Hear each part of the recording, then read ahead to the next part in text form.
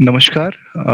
मैं डॉक्टर शुभम कुलश्रेष्ठ आप सभी का बलराम संदेश के आज की 32वीं वेबिनार में स्वागत करता हूं। जैसा कि विदित है, हम आज का जो टॉपिक है ये पोटेंशियल क्रॉप के ऊपर कर रहे हैं। बलराम संदेश पिछले 5 सालों से किसानों को अपनी जो है कृषि की जानकारियां उपलब्ध कराने का एक माध्यम रहा है, जिसके मुख्य स्रोत हैं वो व्हाट्सएप ग्रुप और फेसबुक पे हैं, जहाँ पे करीब 4,500 किसानों के साथ सामंजस्य बनाते हुए कृषि की करीब सारी विधाओं में हम जानकारियां प्रदान करने की कोशिश करते हैं। और बलराम संदेश अपने आप में कृषि वैज्ञानिकों, वरिष्ठ वैज्ञानिकों और खेती से लगाव रखने वाले अन्य सदस्यों के अलावा किसानों का, भारत के बहुत सारे अनुभवी किसानों का एक बहुत मिला-जुला प्लेटफॉर्म है, जहाँ पे सभी एक दूसरे को सिर्फ खेती से संबंधित जो है जानकारियां प्रदान करते हैं। तो पिछले 1 साल कोविड-19 की जो सिचुएशन रही है, जिसमें कि ये जानकारियां डिजिटल माध्यम से पॉसिबल हो सकी, और इस तरह से हम लोगों ने बाकी सारे प्लेटफॉर्म के अलावा अब ये जूम मीटिंग के तहत जो है किसानों के घर तक शाम को ये जानकारियां पहुंच सकें, इस आधार पे एक परिचर्चा मॉडल करना सुनिश्चित किया। और इस कड़ी में हम आज आ चुके हैं 32वीं वेबिनार पे, जिसमें हर बार एक कोई विशेष वक्ता, विशेषज्ञ या कोई अनुभवी किसान जो है आपको किसी एक विशेष टॉपिक पे बताते हैं। तो इन सभी चीजों से गुजरते हुए हम आज का जो टॉपिक है ये है पोटेंशियल क्रॉप के ऊपर। और पोटेंशियल क्रॉप वो फसलें हैं जिनकी क्षमता बहुत ज्यादा है पोषक तत्व देने में, या इनके जो है आपके बाहर निर्यात के साधन जो हैं कम हैं थोड़े, लेकिन इनकी संभावनाएं बहुत ज्यादा हैं। ये अपने आप में एंटीऑक्सीडेंट्स से लेकर और कई तरह के फाइबर, कई तरह के आपके प्रोटीन और हाई कैरोटीन वगैरह चीजों से लैस हैं। और ज्यादातर ये बहुत छोटे एरिया में या बहुत लोकल स्तर पे ही की जा रही हैं। इनके ऊपर अभी खोज होना बाकी है, इनकी किस्मों के ऊपर, इनकी संभावनाओं के ऊपर, और इनके जो अपने आप में पोषक मान हैं, ये बाकी आज की बाजार में आने वाली सारी हाइब्रिड से या और बाकी फसलों से बहुत ज्यादा प्रचुर मात्रा में अपनी संभावनाओं को बटोरे हुए हैं। तो इन फसलों में बथुआ, राजगिरा और चिया सीड और खेक्सा नाम की सब्जियां जो हैं वो मुख्य हैं, जिनमें आज हम जो चर्चा करने जा रहे हैं ये 4 फसलें हैं। और ये 4 फसलें जो हैं वो काफी सारे एरिया में, ज्यादातर आदिवासी जो जगह हैं या जंगलों के बीच में कई जगह पे ऐसी जहाँ पे ये अपनी पहचान बनाई हुई है। तो आप ये देखते हैं कि ग्रामीण भारत ने इन फसलों को अपनाए रखा और शहरी क्षेत्रों में ये बहुत कम मात्रा में पहुंच पाती हैं। तो इनमें से ज्यादातर फसलों की जो पोषक मान है, जो लोग इनको समझते हैं, उसकी वजह से इनकी डिमांड जो है वो बहुत ज्यादा रहती है। खेक्सा जैसी सब्जी जो है शायद ही कहीं पे 100 रुपए किलो रिटेल मार्केट में इससे नीचे बिक पाती हो। ये बारिश के टाइम में ही आती है और नर और मादा पौधे अलग अलग होते हैं। ऐसे ही बथुआ जो एक सामान्य वीड, खरपतवार समझा जाता है रबी सीजन का, लेकिन बथुआ ऐसा है कि 40 साल तक बथुए का जो बीज है ये अपनी जीवन शक्ति को जागृत रख सकता है। और इसका नाम पिगवीड कुछ इस तरह से पड़ सकता है क्योंकि सूअर जो है वो किसी भी चीज को, सड़ी से सड़ी गली चीज को पचा लेता है। सूअर की आंत बहुत मजबूत मानी जाती है, लेकिन अगर बथुए का सीड भी अगर सूअर खाता है तो भी उससे गुजरने के बाद भी 40 साल तक ये बथुआ अपना जन जो है बीज, नया पौधा दे सकता है। तो और इनके अलावा इनमें कितने आयरन कंटेंट और ये सारी चीजें ये हम सब जानेंगे डॉक्टर जितेंद्र तिवारी जी से। तो संस्था के हमारे मेंटर डॉक्टर देवेंद्र प्यासी सर से हम ये आग्रह करते हैं कि आप डॉक्टर जितेंद्र सर का परिचय दें और चर्चा को आगे बढ़ाएं। सर, स्वागत है सर। धन्यवाद डॉक्टर शुभम जी। बलराम संदेश की आज की 32वीं वेबिनार, जिसमें ऐसी फसल का चुनाव किया गया है जो अब तक जिसपे जो है बहुत देश के कृषि विश्वविद्यालयों में और भारत सरकार में जिस पे बहुत कम ध्यान दिया गया है, और ये अखिल भारतीय अनुसंधान परियोजना के माध्यम से जो है इन प्रजातियों के विकास में जो है आज के हमारे प्रमुख वक्ता डॉक्टर जितेंद्र तिवारी विगत जो है 6-7 सालों से संलग्न हैं। डॉक्टर तिवारी साहब जो है बहुमुखी प्रतिभा के धनी हैं, और इनकी जो बेसिक शिक्षा दीक्षा है वो छत्तीसगढ़ में हुई है। इसके बाद इन्होंने इंदिरा गांधी कृषि विश्वविद्यालय से बीएससी एजी, एमएससी एजी और पीएचडी की उपाधि जो है प्राप्त की है। इसके अलावा इनका जो काफी अच्छा अनुभव है विगत वर्षों में जो है तकनीकी सहायक के रूप में, और वर्तमान में जो है विगत 6 सालों से जो है वैज्ञानिक एवं प्रभारी हैं ये पोटेंशियल क्रॉप परियोजना के, जो AICRP के अंतर्गत आती है, अखिल भारतीय अनुसंधान परियोजना के अंतर्गत आती है। अनुसंधान में बहुत अच्छी कमांड है डॉक्टर तिवारी की जैसा, और इनके शोध पत्रों का लगभग 41 जो है शोध पत्र, इनके विभिन्न पत्र अनुसंधान रिसर्च जो है पेपर पब्लिश हुए हैं। साथ ही साथ जो है 25 से ज्यादा अंतरराष्ट्रीय एवं राष्ट्रीय वेबिनार में इन्होंने अपने जो है अनुसंधान को रखा है, प्रेजेंट किया है। डॉक्टर तिवारी ने का अब तक जहां तक प्रजातियों की विवेचन की बात है, तो डॉक्टर तिवारी जो है मेंबर रहे हैं 6 से ज्यादा प्रजातियों के, जिसमें जो है और ये प्रजातियां इन्होंने विकसित की हैं। इसमें स्पाइन गार्ड की जो है इंदिरा ककोड़ा 2, RMD SG3, बिंगविन की एक प्रजाति है, बिंगविन 2, बिंगविन की 2 प्रजातियां हैं। साथ ही साथ मसूर की प्रजाति है, धनिया की एक प्रजाति है, धान की 2 प्रजाति हैं, और जो है इस तरीके से इनका अनुसंधान रहा है, और काफी अच्छे तरीके से आप लोगों को आज जो है इन पोटेंशियल क्रॉप में, इन फसलों पे जिनका अल्प प्रयुक्त फसलों में जिनका के उपयोग कम होता है, लेकिन इन फसलों की अच्छी खासी जो है पोटेंशियल है, मानव की आवश्यकता को पूर्ति, जो जिन हमें खाद्य पदार्थों की सबसे ज्यादा विटामिन मिनरल्स से भरपूर ये फसलें निश्चित रूप से भविष्य की फसलें हैं, और इन पे ज्यादा से ज्यादा जो है इनकी खेती की जाना आवश्यक है। साथ ही साथ इन पे अनुसंधान और अनुसंधान प्रोसेसिंग की सबसे ज्यादा आवश्यकता है। मैं आमंत्रित करता हूं आज के हमारे मुख्य वक्ता डॉक्टर जितेंद्र कुमार तिवारी को, जो वैज्ञानिक हैं इसी पोटेंशियल क्रॉप परियोजना में और साथ ही परियोजना के प्रभारी हैं। वो अपना अनुभव आप सब लोगों से साझा करेंगे। मैं उम्मीद करता हूं कि हम एक बेहतर वेबिनार और बेहतर फसल और साथ ही साथ स्वास्थ्य के लिए प्रति जो है जागरूक करने वाली आज की वेबिनार को समझेंगे, और आगे आने वाले समय में हम इन को अपनाएंगे। आपका हार्दिक स्वागत है doctor Tiwari ji. Over to doctor Tiwari साहब। धन्यवाद सर। सभी किसान भाइयों, आदरणीय किसान भाइयों, मेरे वरिष्ठ और साथी वैज्ञानिकों को मेरा श्रद्धा वंदन। धन्यवाद, आपने मुझे ये अवसर दिया कि मैं बलराम संदेश पे अपना ये प्रेजेंटेशन और कुछ क्षमतावान फसलों के बारे में किसान भाइयों से अपना अनुभव शेयर करूं। तो इसमें 4 जैसे शुभम जी ने बताया कि इसमें 4 फसलों के बारे में आज हम जानकारी लेंगे।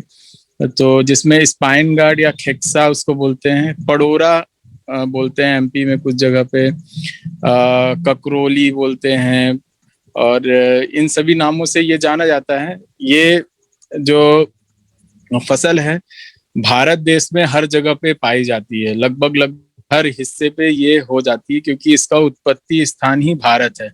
मुख्य रूप से ये बांग्लादेश, म्यांमार, आपका पश्चिम बंगाल, बिहार, झारखंड, उत्तर प्रदेश, मध्य प्रदेश, आपका छत्तीसगढ़, केरल, सभी जगहों पे ये जो फसल है खेक्सा जो है ये बहुत अच्छे से मिलती है। जंगली प्रजाति है जो कि जंगलों में मिलती है। इसमें बहुत अच्छा इसका सिस्टम है कि ये जड़ से भी अच्छे से लग जाती है, बीज से भी लग जाती है। तो इसके बारे में थोड़ा हम लोग चर्चा करेंगे, इसके बारे में ज्यादा चर्चा करेंगे, क्योंकि ये आगे आने वाली भविष्य की फसल है जो कि बहुत ही ज्यादा इसमें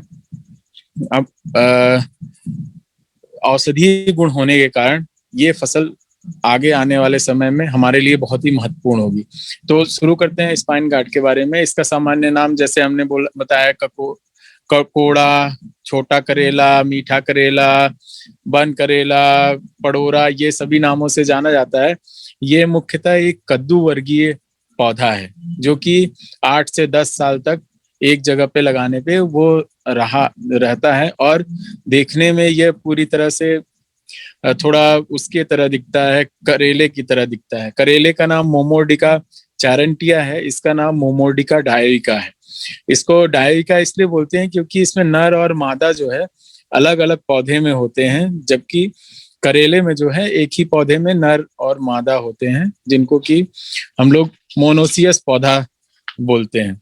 तो इसका जो उपयोग है, हम जैसे फलों का उपयोग तो सब्जी के रूप में करते हैं, कुछ जगह पे इसका अचार भी बनाते हैं। इसके सब्जियों छोटे छोटे भाग काट के सुखा के आगे के लिए सब्जियों के लिए भी रखते हैं, अचार वगैरह बनाते हैं। ये महत्वपूर्ण सब्जी इसलिए है क्योंकि इसका बहुत ज्यादा आयुर्वेदिक जो है मेडिसिनल वैल्यू बहुत ज्यादा है। लोग इसकी जड़ों का उपयोग करते हैं, जैसे किसी को बुखार आ गया, पेट दर्द हो गया, उच्च रक्तचाप है या हाई शुगर हो गया, तो जो शर्करा की मात्रा बढ़ जाती है, तो ये सब को ठीक करने में ये सहायक सब्जी है, ऐसा फार्मर्स परसेप्शन है। इसमें बहुत सारा नेशनल इंस्टीट्यूट ऑफ आयुर्वेदा वगैरह में इसमें रिसर्च हुए हैं। इसमें जैसे कि न्यूट्रिशनल कंपोजिशन जो क्या क्या पाए जाते हैं, तो 100 ग्राम एडिबल फ्रूट में जैसे कि 19.38 ग्राम प्रोटीन होता है, 4.70 ग्राम लिपिड होता है, कार्बोहाइड्रेट 47.92 ग्राम होता है, फाइबर जो है आपका रेशा 21.30 ग्राम, और जो राख होती है 6.70 ग्राम, और कुछ कैल्शियम, फास्फोरस, मिनरल्स जो हैं ये सारे बहुत ज्यादा मात्रा में मिलते हैं दूसरी कद्दू वर्गीय फसलों की तुलना में। तो इसलिए ये जो फसल है बहुत इम्पोर्टेंट है।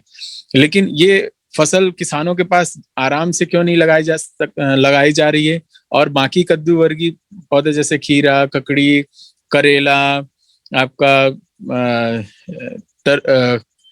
तरबूज भी है, फिर इसके बाद कुम्हड़ा है, लौकी है, ये सारी कद्दू वर्गीय फसलें हैं जो कि बहुतायत मात्रा में किसान लगाते हैं और मुनाफा कमाते हैं। लेकिन इस फसल में कुछ 2-4 परेशानियां हैं जिसके कारण किसान जो है इसको अच्छे आर्थिक रूप से नहीं लगा पा रहा है।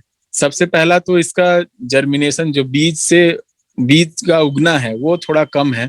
दूसरा, अच्छा आपको प्लांटिंग मटेरियल नहीं मिल पाता है। और तीसरा है, पौधा जो है इसमें नर मादा जो है अलग अलग पौधों में होते हैं, इसके कारण इसमें परेशानियां आती हैं। ये जैसा परवल होता है और एक कुंदरू जैसी फसल होती है वो भी कद्दू वर्गीय है, तो इसी फसल में ये भी आता है। एक ये जैसे कुछ पार्ट मैंने दिखाए हुए हैं स्लाइड्स में कि नर का ट्यूबर कैसा होता है, फीमेल का ट्यूबर कैसा होता है। ये 1 साल के ट्यूबर हैं और इसके बारे में और आगे चर्चा करेंगे, ये प्लांटिंग मटेरियल जो भी है। तो इसके लिए उत्पत्ति स्थान जैसे मैंने बताया ये भारत है। इसके लिए जलवायु जो है भारत के लगभग सभी हिस्सों में हो सकता है, बहुत ठंडे प्रदेशों को छोड़कर, हिमालयन रीजन को छोड़कर, और जहां थोड़ा सा लेके 45 डिग्री सेल्सियस तक टेम्परेचर होता है, और औसतन वर्षा जो है 1500 से या 1000 से 2,500 तक mm में बोलें तो वहां वर्षा होती है, यहाँ वहां ये आसानी से लगाया जाता है। इसको थोड़ा कंद होता है, इसके कारण बलुई दोमट मिट्टी इसे ज्यादा अच्छी रहती है इसके ग्रोथ के लिए और फ्रूटिंग हमको मिलने के लिए, ज्यादा उपज प्राप्त करने के लिए। मृदा जो है pH 6 से 7 तो सभी अच्छा रहता है, लेकिन ये 4.5 से 7.5 तक pH वाली मृदाओं में भी हो सकता है। अम्लीय मृदा में के प्रति उतना ज्यादा संवेदनशील तो नहीं है, लेकिन हमारे यहाँ जैसे 5 pH है तो यहाँ भी बहुत अच्छा होता है। तो ये आसानी से भारत के किसी भी हिस्से में लगाया जा सकता है। हमने अपने यहाँ से 3 वैरायटियां डेवलप की हैं इसमें। इंदिरा ककोड़ा अभी तक भारत में केवल 3 ही वैरायटी जो सेंट्रल वैरायटी रिलीज कमेटी है न्यू दिल्ली, वहां से रिलीज हुई है। इसमें से एक इंदिरा ककोड़ा 1 है जो 2007 में रिलीज हुई है, एक छत्तीसगढ़ ककोड़ा 2 है जो कि अभी 2016 में आइडेंटिफाई हुई थी, अभी नोटिफाई 2020 में हुई है। और ये इंदिरा ककोड़ा 2 जो है अभी 2020 में नोटिफाई हुई है, जो कि छत्तीसगढ़, उत्तर प्रदेश, मध्य प्रदेश के लिए है। और उड़ीसा के भाग में भी लगाया जा सकता है इंदिरा ककोड़ा 1 को, जो कि इसमें ये रहता है कि फर्स्ट ईयर जब हम इसको लगाते हैं, इसमें अलग अलग मैंने उपज अलग अलग साल में अलग अलग दिया है, इसलिए कि जैसे पहले ईयर फर्स्ट ईयर जब हम लोग पौधों को लगाते हैं तो इसमें कंद भी बनता है और फल भी आते हैं। तो जो हमारे फल में एनर्जी, ऊर्जा जानी चाहिए तो वो फल की तरफ भी जाती है आधी, और आधी कंद बनाने में भी। तो उस साल पहले ईयर जो है हम लोग को थोड़ा सा कम उपज मिलती है, 20 से 25 क्विंटल तक उपज मिलती है। लेकिन दूसरे साल जब अच्छा कंद बन जाता है तो हमको लगभग 30 से 35-40 क्विंटल पर हेक्टेयर तक मिलता है। फिर इसके ऐसे ही करके 4 साल तक बढ़ता है ये उपज, जबकि हमको हर 2 साल में, जहाँ पे अभी मैं आगे विधि बताऊंगा कि कैसे इसे लगाते हैं और कैसे इसका रख रखाव करते हैं, तो उसमें आपको समझ में आएगा। ये 3 वैरायटियां हैं जो कि आप लगा सकते हैं ज्यादा उत्पादन प्राप्त करने के लिए। बुआई का समय ये समर सीजन में लगाई जाती है, अभी मई से शुरू करके अपन मई, जून, जुलाई तक लगा सकते हैं, जो कि बहुत अच्छा समय है इसके प्रवर्धन के लिए। और इसको लगाने के लिए बुआई में हम लोग बीज का प्रयोग करते हैं, कंद का प्रयोग करते हैं, और अभी एक नई तकनीकी पिछले साल हमने डेवलप की है, कटिंग से इसको लगा सकते हैं। उसके बारे में मैं अभी और आगे बताऊंगा, जिससे कि हम इसका प्रोपोगेशन जो है, बीज जो है और अच्छे से बना सकते हैं और अच्छा काम कर सकते हैं। इसमें बीज की मात्रा अगर लेंगे तो 8-10 किलोग्राम बीज लगता है, लेकिन अगर कंद लेंगे तो कंद में लगभग 2500 कंद 1 हेक्टेयर, 2.5 एकड़ के लिए 2500 कंद लगेंगे, जिसमें कि 2200 कंद जो है मादा के लगेंगे और 300 कंद जो है नर के लगेंगे। इसमें आगे मैं आपको बताऊंगा कि कितने मादा के बीच में कितने नर होने चाहिए।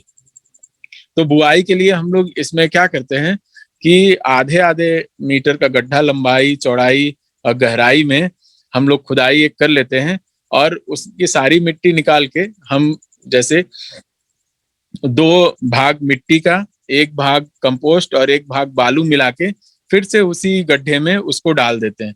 और गड्ढे के बीच में जैसे मैंने ये स्ट्रक्चर ये बताया हुआ है, इसमें 9 गड्ढे बने हुए हैं, जिसमें कि ऊपर नीचे दोनों तीनों तरफ देखिए आप फीमेल है, एफ लगा हुआ है, यानी कि फीमेल प्लांट, वहां पे मादा पौधे लगाएंगे और बीच में जो है एक नर पौधा लगाएंगे। तो 8 मादा पौधों के बीच में एक नर पौधा हम लगाते हैं, वो बीच में रहता है, और इनकी दूरी जो है 2-2 मीटर के बीच में लगा, 2-2 मीटर की होती है सभी की स्पेसिंग। आप चाहें तो इसको कम भी किया जा सकता है, 1.5 मीटर तक, 1 मीटर तक कर सकते हैं, लेकिन 2 मीटर अच्छा रहता है, उससे ज्यादा उपज मिलती है। ये गड्ढे, जैसे आपने गड्ढे खोदे, गड्ढे से सारा कंपोनेंट निकाल के उसमें इफ्को 150 ग्राम मिला के और 2 अनुपात में मिट्टी, 1 अनुपात आपका बालू और 1 अनुपात कंपोस्ट और FYM जो है 150 ग्राम, पूरी अच्छी तरह मिला के फिर से गड्ढे को बंद कर देना है, और बीच में जो है बीज को या कंद को लेके उसको लगा देना है और उसको छोड़ देना है। आपका ये ढक के छोड़ देना है। फिर इसके बाद ये लगभग 4 से 5, अगर कंद है तो 5 से 6 दिन में उसमें स्प्राउटिंग होने लगेगी, वो बाहर उसके बड निकलने लगेंगे। या बीज है तो बीज लगाने में लगभग 15 से 20 दिन लगते हैं उसको उगने में। कोई कोई 10 से 12 दिन में उग जाते हैं, लेकिन मुख्यतः 15 से 20 दिन तक ये उगने का समय लेते हैं बीज से। लेकिन बीज से ये रहता है कि वो ट्रू टू टाइप नहीं होते हैं, सही नहीं होते हैं बीज, इसलिए कोशिश करना चाहिए अभी कंद या कटिंग से, जो कि मैं आपको बताऊंगा आगे। हमने जो टेक्नोलॉजी पिछले साल डेवलप की है उससे हमको बहुत फायदा हुआ है, और आपको भी हम बताएंगे कि कैसे हम ये टेक्नोलॉजी का उपयोग करके बहुत सारा मुनाफा किसानों तक पहुंचा रहे हैं। ये नर और मादा पौधे हैं, आप जैसे देख रहे हैं। नर पौधे, नर में केवल जो हमारे बाएं तरफ है वो नर पौधा है, और दाएं तरफ का फीमेल मादा पौधा है। इस पौधों दोनों अलग अलग पौधे होते हैं। नर को बीच में लगाना होता है, 8 मादा के बीच में एक नर पौधा लगाना होता है। ये हमने टेलीफोन वायरिंग सिस्टम में एक लगाया हुआ है, फील्ड व्यू है हमारे अंबिकापुर में जो रिसर्च स्टेशन है, तो हमने इस तरह से ककोड़ा के पौधों को लगाया हुआ है और उपज प्राप्त करते हैं, वो है। इसमें जो उर्वरक है लगभग जो अगर हम लोग जितना अच्छा कंपोस्ट यूज करते हैं, जितना ज्यादा कंपोस्ट यूज करेंगे, उपयोग करेंगे, उतना अच्छा हमको उपज प्राप्त होगी। क्योंकि ये क्या है, बहुवर्षीय पौधा है। एक बार केमिकल फर्टिलाइजर का उपयोग कर देने से वो धीरे धीरे पानी के साथ बह जाता है और कंद को उतना अच्छे से नहीं मिल पाता है। तो और अर्ली स्टेज में, जल्दी पहले के स्टेज में अगर हम लोग उसमें केमिकल फर्टिलाइजर डालते हैं, थोड़ा ज्यादा मात्रा में रहता है, तो वो जड़ों को प्रभावित कर सकता है। इसलिए कंपोस्ट ज्यादा डालते हुए लगभग 30, 60, 40 जो है NPK, नाइट्रोजन, फास्फोरस, पोटास की मात्रा देने से ये अच्छा रहता है। ये और क्या करना है, हर 2 साल में गड्ढे चेंज करने हैं, या फिर से वहीं खुदाई करके आप फिर से उसको लगा सकते हैं। क्योंकि 2 साल में वहां उसका न्यूट्रिएंट जो है, उर्वरक जो है उसके खत्म हो जाएगा। इसलिए हमको क्या करना है, फिर से इसी पद्धति को अपना के हम वहां पे कंद को लगा सकते हैं। सिंचाई, निदाई गुड़ाई जैसे आप करेले में करते हैं, सारे वीड्स को हटा के और जहाँ पे ये रहेगा उसके चारों तरफ को हटा सकते हैं। बाकी सिंचाई की ज्यादा आवश्यकता नहीं होती है, क्योंकि ये वर्षा ऋतु में की फसल है। तो मुख्यतः जो निदाई गुड़ाई है वो मेजर है। तो 2 मीटर का ज्यादा जगह रहती है, 2 मीटर पौधे से पौधे की दूरी और कतार से कतार की दूरी। तो उन बीच में बहुत ज्यादा घास आ जाते हैं, तो उनको हटा सकते हैं। लेकिन आप एक ये कर सकते हैं, हमने पिछले साल एक्सपेरिमेंट किया था कि इन 2 मीटर के बीच में अगर हम लोग भिंडी लगाएं और टमाटर और आपका मिर्च और एक बैगन, तो ये बहुत ही अच्छा रिजल्ट मिला था हमको कि उस 2 मीटर का उपयोग करके हम इंटरक्रॉपिंग में इसके साथ साथ हम इन तीनों चारों फसलों का भी उपज ले सकते हैं। क्योंकि ये सीधे, जैसे कि भिंडी की बात है तो वो सीधा पूरा सीधे जाती हैं और बहुत अच्छा उसका भी फायदा है। मिर्च छोटी फसल है, छोटे हाइट की फसल है, तो हमको उससे भी बहुत अच्छा फायदा होता है। और करेले में माफ कीजिएगा, ककोड़े में स्टैकिंग की आवश्यकता पड़ती है, क्योंकि इसमें नार होते हैं। तो हम किसी जैसे बेर का जो स्टैकिंग है वो बहुत अच्छा है, मैंने अपने यहाँ टेलीफोन वायरिंग सिस्टम में किया था। या फिर आप नवीनतम पद्धति में जैसे आप इसको स्टैकिंग अगर वायर की सहायता से दे सकते हैं, या फिर बेर की जो ढाकियां होती हैं उसको भी उपयोग करके, क्योंकि ये बहुत अच्छा उसमें फल देता है, उसमें भी आप इसको यूज मतलब कि सहारा दे सकते हैं। कीट व्याधि की बात करें तो इसमें दो बहुत ही मुख्य कीट हैं। एक है इपिलेक्ना बिटल, जिसे कि हड्डा बिटल भी बोलते हैं, और दूसरा है फल मक्खी। तो हड्डा बिटल के लिए जो सबसे पहले तो फ्रूट फ्लाई पहले आता है, जब भी फल मक्खी जो है जब भी फल लगने लगते हैं, फल मक्खी पहले आता है, तो उसके लिए एक फेरोमोन ट्रैप है, तो उसका लेवर लेके फल मक्खी का आप उसको लगाएंगे तो सारी फल मक्खी आप कलेक्ट करके उसको फेंक दीजिए, और ऐसा 1 महीने के अंदर सारी मक्खियां आप कलेक्ट करके फेंक सकते हैं और अच्छी फसल प्राप्त कर सकते हैं। वो बहुत ही विरले होता है, इसमें ज्यादा कीट और व्याधियां आती नहीं, और इपिलेक्ना बीटल जो है पूरे पत्तियों को खा जाता है, और क्लोरोफिल एरिया कम हो जाता है, फोटोसिंथेटिक एरिया कम हो जाता है। उसके लिए इमामेथोएट बेंजोएट करके एक दवाई है। इसमें थोड़ा सा और करेक्शन होगा, मुझे पिछले साल ही ये मॉलिक्यूल हमने यूज किया था, मैंने इसमें किनोल फॉस दिया है 25 इसी, लेकिन जो नई दवाई है उसका उपयोग करना है। वैसे इसमें ज्यादा कीड़े आते नहीं है, वैसा आपको दिखेंगे नहीं। तो इसमें फलों की तुड़ाई और पैदावार के लिए जो फर्स्ट ईयर है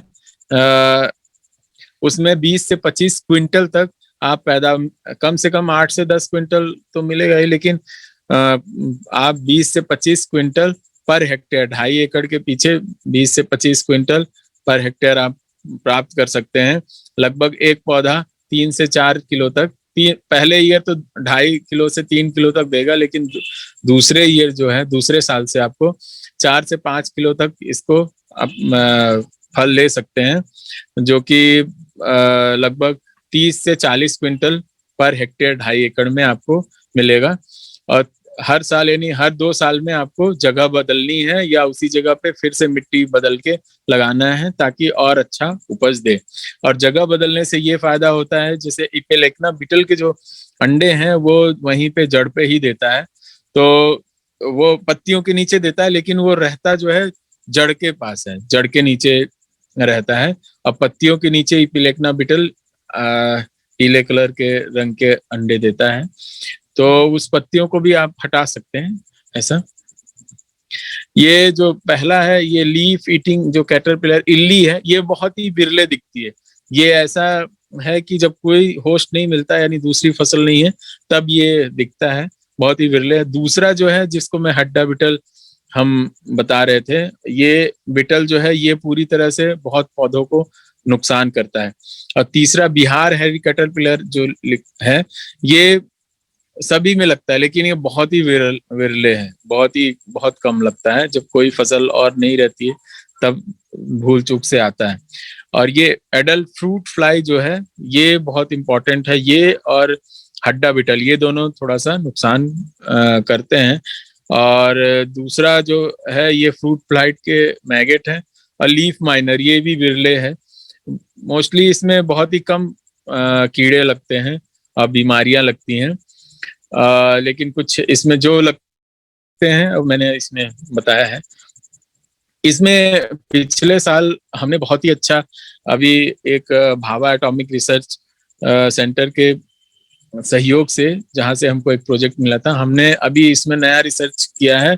हमको 2 तरह के अभी फूल मिले हैं, जो कि हर्माफ्राइट फ्लावर, मतलब एक ही फूल में नर और मादा है, जैसे एक ही फूल में नर और मादा है। और एक दूसरे तरह का फ्लावर मिला है, फूल मिला है, जिसमें में एक ही पौधे में नर और मादा है, लेकिन दूसरे जगह पे है।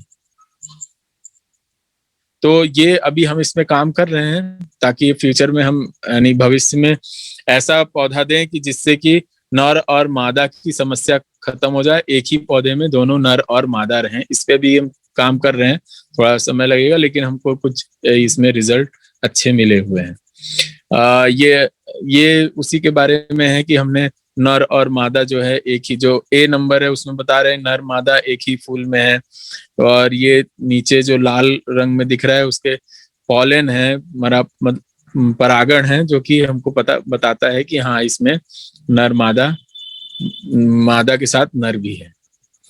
ये एक जो मोनोसियस पौधा, मतलब कि एक ही पौधे में नर और मादा हैं, लेकिन दोनों अलग अलग स्थान पे हैं। आप देख सकते हैं बीच में नर फूल है, और दोनों अगल बगल किनारे किनारे मादा फूल है। एक ये जिसके बारे में मैं बताना चाह रहा था कि हमने पिछले साल ये प्रोटोकॉल स्टैंडर्डाइज किया है कि प्रोपोगेशन इसका स्टेम कटिंग के थ्रू, और हमारे इंस्टीट्यूट को पिछले साल 2,40,000 का फायदा हुआ। 1 महीने के अंदर हमने इसको पौधों को बेच के स्टेट गवर्नमेंट को दिया, डिफरेंट जो रिसर्च इंस्टीट्यूट्स हैं उनको दिए, KVKs को दिए, किसान भाइयों को दिए, और बहुत सारे जो इच्छु किसान थे इसके खेती के लिए उसको दिए। तो लगभग 8,000 पौधे हमने कटिंग से तैयार किए थे और बहुत ही अच्छा हमको रिजल्ट मिला। और इसके पौधे 12 से 15 दिन में कटिंग से तैयार हो जाते हैं। तो उसके लिए भी हम अभी ट्रेनिंग रखेंगे लगभग लास्ट मई से 15 जून तक के बीच में, और उससे आगे भी, ताकि किसान भाइयों को ज्यादा से ज्यादा सीखने के लिए मिले और वो अपने घर में बीज बनाएं। इसका सबसे इम्पोर्टेंट चीज है, अभी तक इसकी खेती ज्यादा इसलिए नहीं हो पा रही है क्योंकि लोगों को बीज ही नहीं पता है। कुछ किसान भाई क्या किए हैं कि जंगलों में ये पाया जाता है तो मादा पौधों को केवल उठा के ले आते हैं, उनके कंद को लाके अपने घर में लगा लेते हैं, लेकिन नर पौधों को नहीं लाते हैं, जिसके कारण मादा पौधे लगे रहते हैं, उसकी छोटे फल आते हैं, कुछ दिन में वो पीले होके मर जाते हैं। तो हमको नर, इसके कारण क्या हो गया कि जंगलों से मादा पौधे पूरे खत्म हो गए और नर पौधे भी धीरे धीरे खत्म हो गए। तो इसकी डाइवर्सिटी जो है खत्म होती जा रही है। लेकिन बहुत अच्छा मध्य प्रदेश में सबसे अच्छा जो ग्वालियर वाला रीजन है, बीहड़ जो उधर चंबल वाला, उस वहां बहुत ज्यादा रेलवे ट्रैक के किनारे और उसमें बहुत ज्यादा लगा हुआ है। मैंने 1-2 बार देखा है उसे। और इसका सबसे अच्छा लगाने का तरीका जो हमने पिछले साल खोजा है कि कटिंग से आप लगा सकते हो, उसके बारे में भी हम बताएंगे आपको जब और ट्रेनिंग देंगे। तो ये हमने कटिंग से जो पौधे किए हैं, 12 दिन में हमारे पास ये जड़ के साथ पौधा आ गया है। ये पिछले साल हम लोग मास मल्टीप्लिकेशन किए थे, बहुत किसानों को दिए थे, उसके बारे में ये फोटो है। और इसका जो बीज से कंद बनने में 90 दिन का समय लगता है, उसको इसमें दिखाया गया है। और 1 साल में ये कंद जो है इतना बड़ा हो जाता है। इसके फल के साथ साथ आप कंद को भी बेच सकते हैं। कंद और महंगे जाते हैं, 300 से 400 रुपए में एक कंद जाता है, क्योंकि वो दवाइयों, उसका दवाई बनाने के काम में आता है। तो बहुत सारे ऑर्गेनाइजेशन है, उन्होंने हमें संपर्क किया था कि आप हमें इसका कंद दीजिए, हमको दवाई बनाना है। लेकिन हमारा मेन उद्देश्य इसको सब्जी के रूप में ही लोगों को देना है। तो किसान भाइयों के लिए एक और ऑप्शन है कि हम कंद भी इसको पौधे बड़े करके कंद बना के लोगों को दे सकते हैं। और कटिंग से हमको ये फायदा हुआ है, जैसे ये देखिए, ये जो हमने पिछले साल किया था, कटिंग से कैसे कंद बनते हैं। तो अभी तक बीज में आपने देखा कि एक बीज से केवल एक ही कंद बनता है, और लेकिन कटिंग से हमारे, जब हम कटिंग से 15 दिन में जड़ आ जाती है, मैंने अलग अलग दिन पे 30 दिन, 45 दिन, 75 दिन और 100 दिन में बताया है।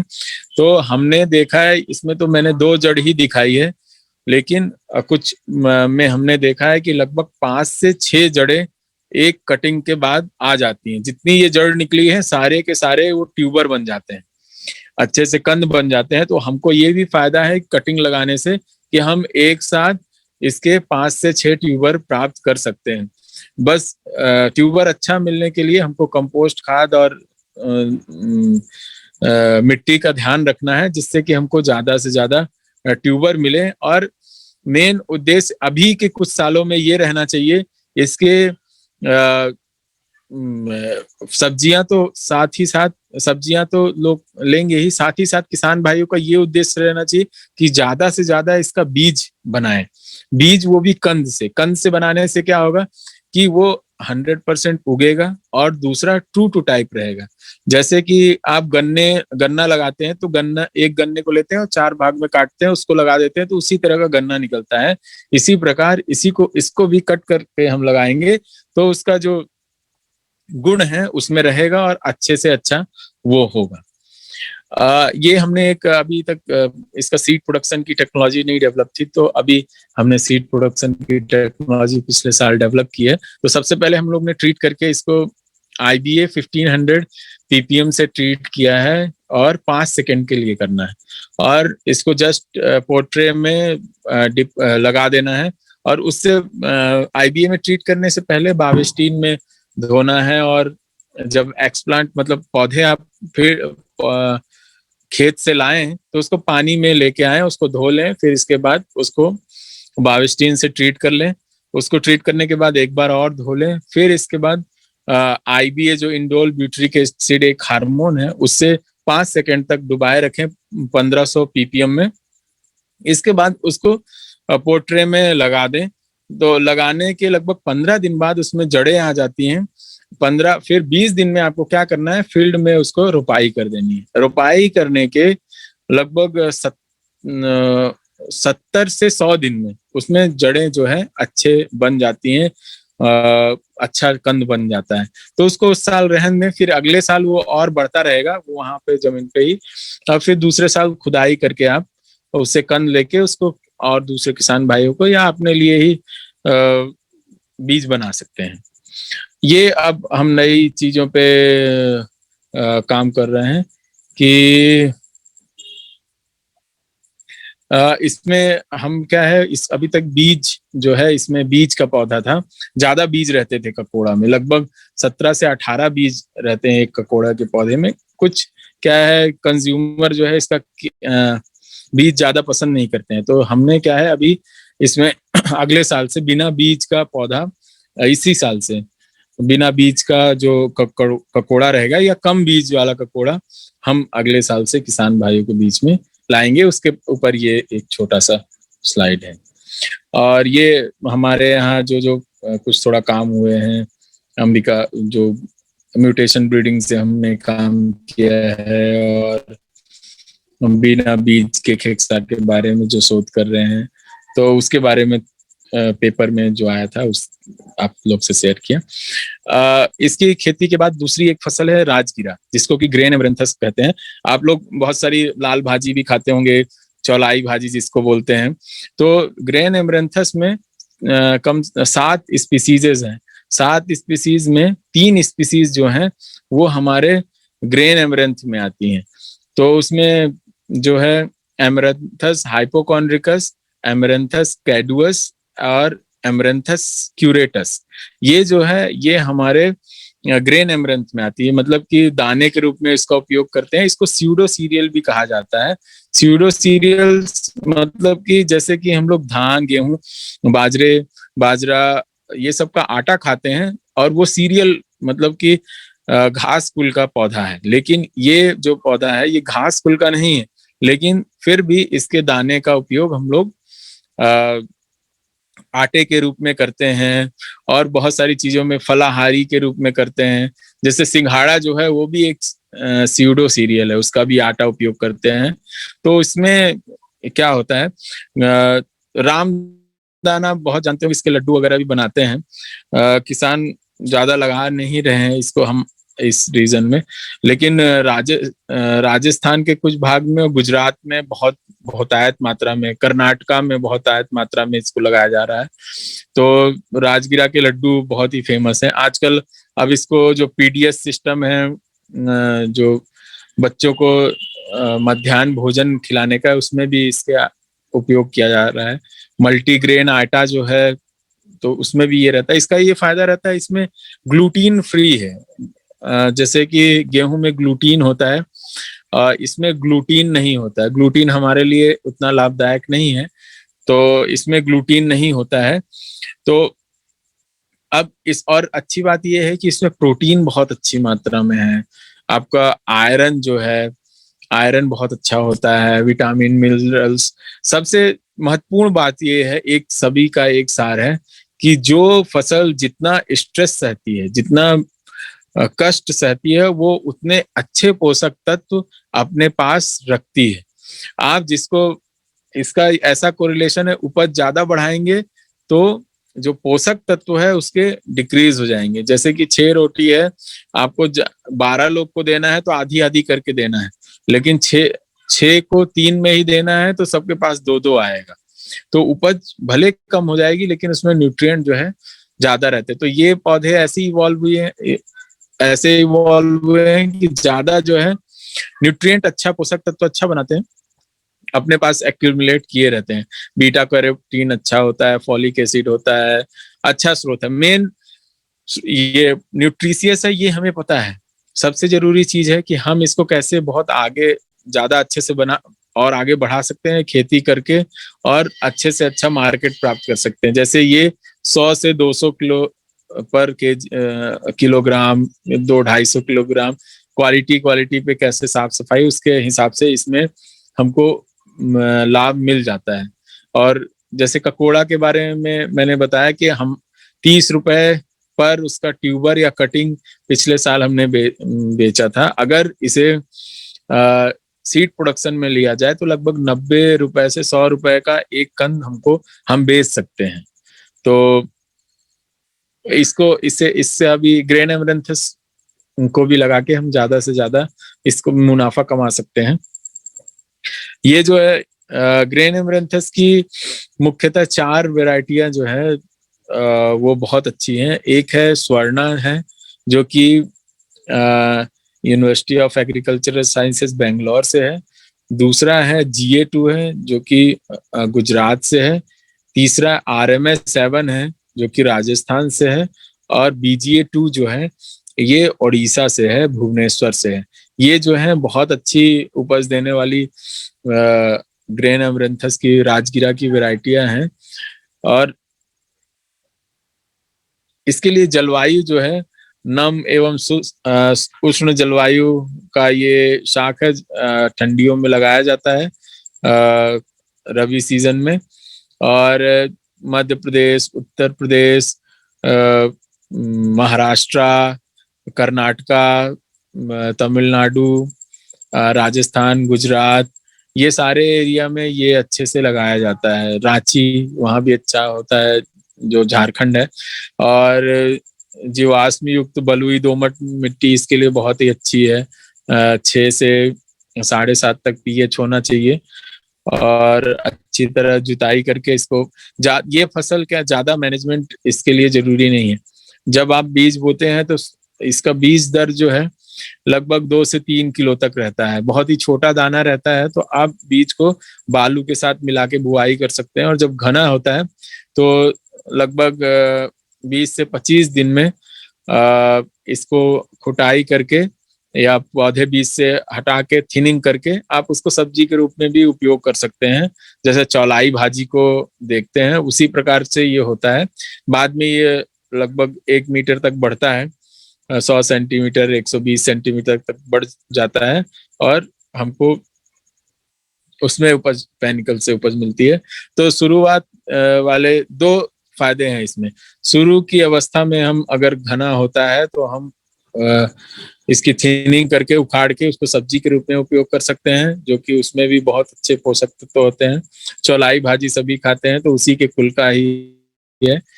और बाद में हमें दाने मिलते हैं। तो बुआई के समय, जैसे कि पर्वतीय क्षेत्रों में मानसून के समय होती है, जैसे आपका हिमाचल प्रदेश और उत्तराखंड, कर्नाटका, तमिलनाडु, इस जगह पे ये मानसून रवि सीजन में लगाया जाता है। जबकि मध्य प्रदेश, छत्तीसगढ़, उत्तर प्रदेश, झारखंड, गुजरात, राजस्थान, इन सब में ठंडियों के समय लगाया जाता है। रबी सीजन में ये लगाया जाता है।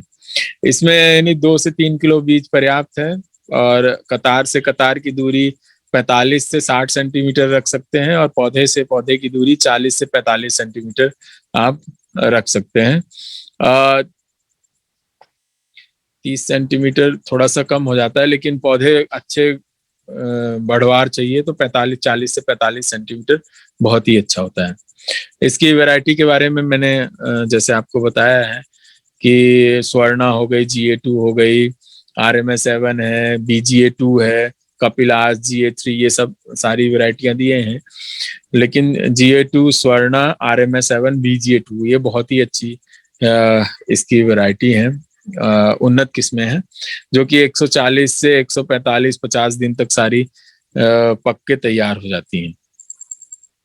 इसमें कीड़े बीमारी हमारे क्षेत्र में ज्यादा नहीं लगते हैं, लेकिन जब हम खरीफ की फसल लगाते हैं, जिस समय पानी का मौसम होता है, उस समय कुछ कीड़े बीमारियां हमको, कैटरपिलर और एफिड, ये सारी बीमारियां दिखती हैं।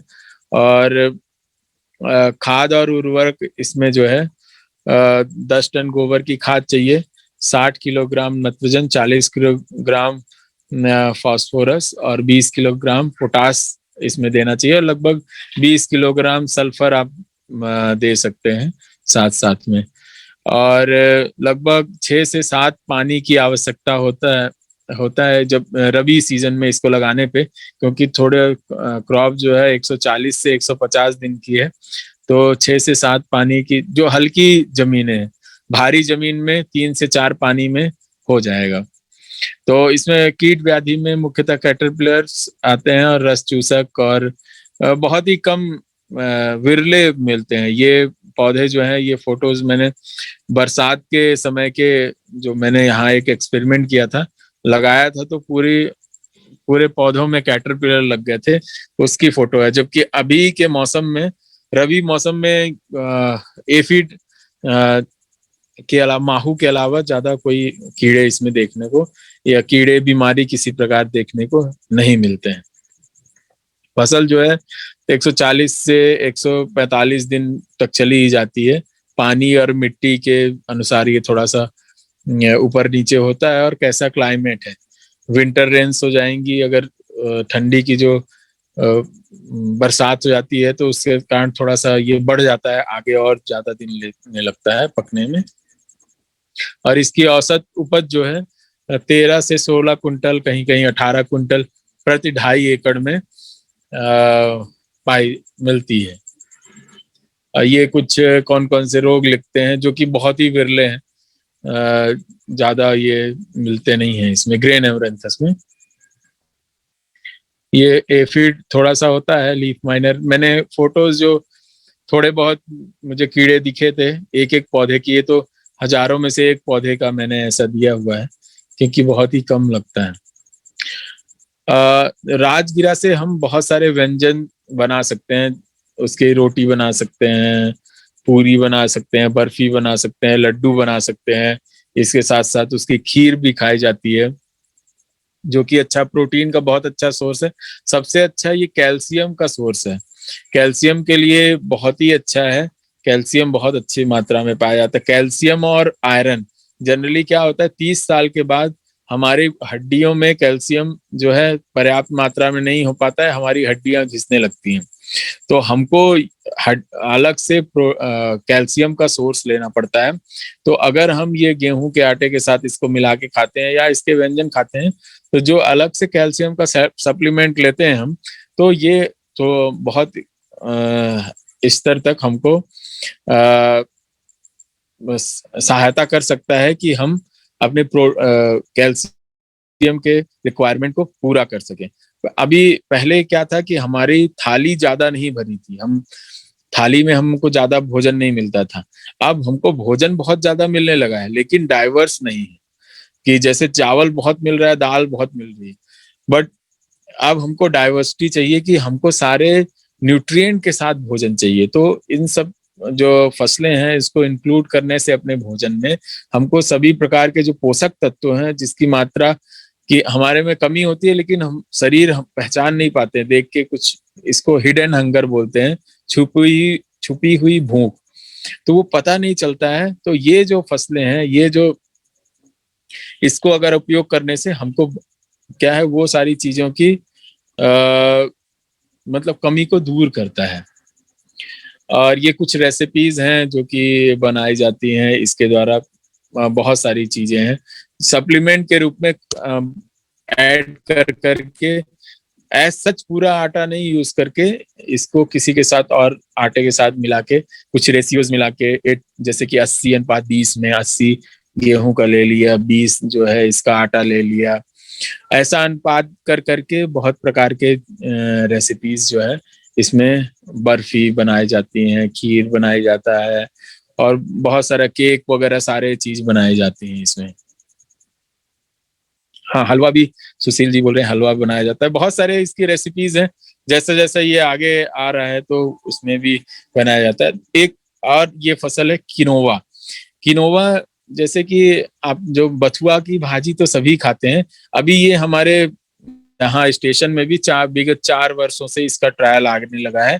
ये अफ्रीकन देशों की फसल है। हमारे यहाँ जो है चीनोपोडियम एल्बम था, जो कि खरपतवार के रूप में है, जिसको हम लोग भाजी भी गेहूं में घास के रूप में जैसे होता है तो हम लोग ले आते हैं और उसको खाते हैं। रबी में होता है, ये भी रबी की फसल है, जो कि इसका नाम चीनोपोडियम किनोवा है।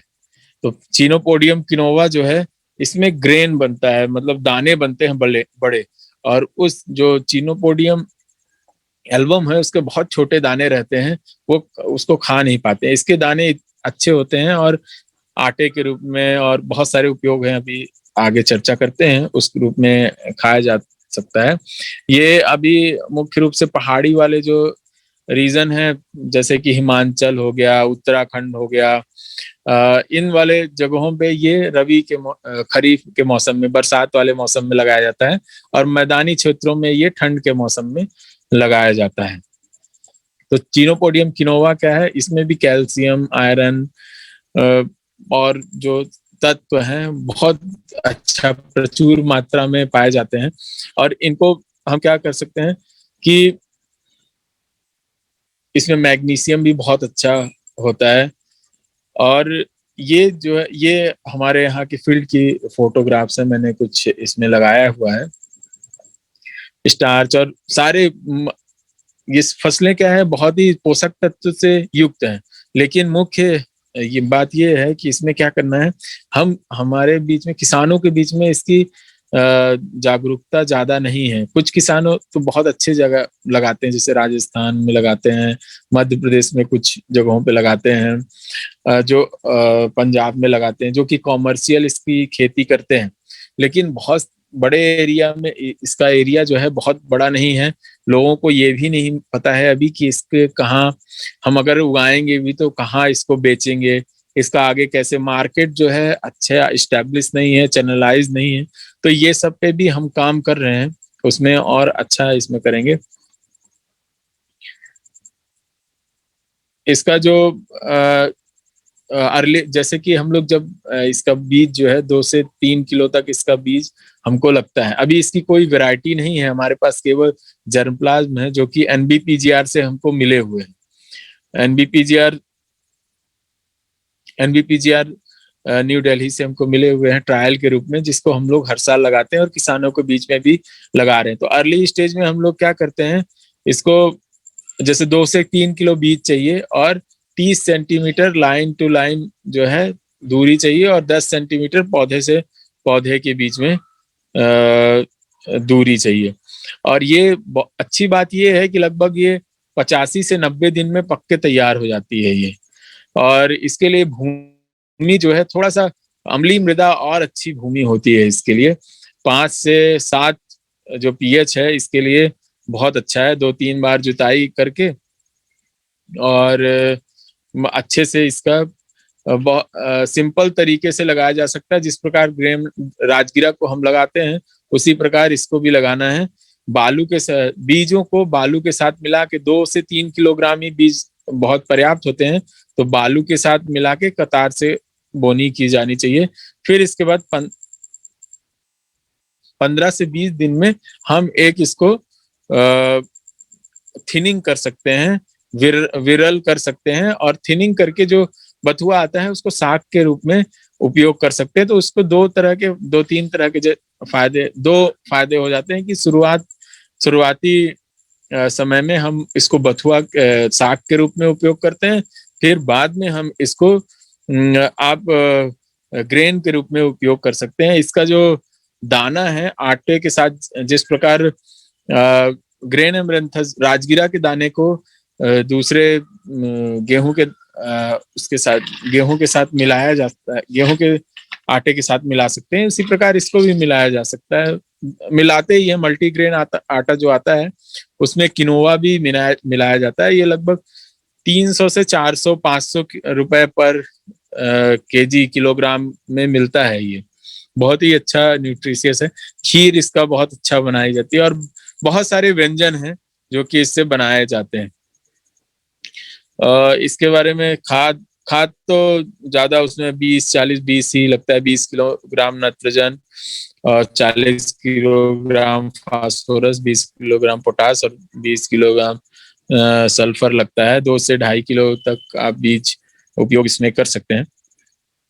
और सिंचाई 3 से 4 सिंचाई पर्याप्त है इसमें हल्की भूमियों के लिए, और भारी भूमि में 2 से 3 सिंचाई में ये आराम से अच्छा हो जाएगा।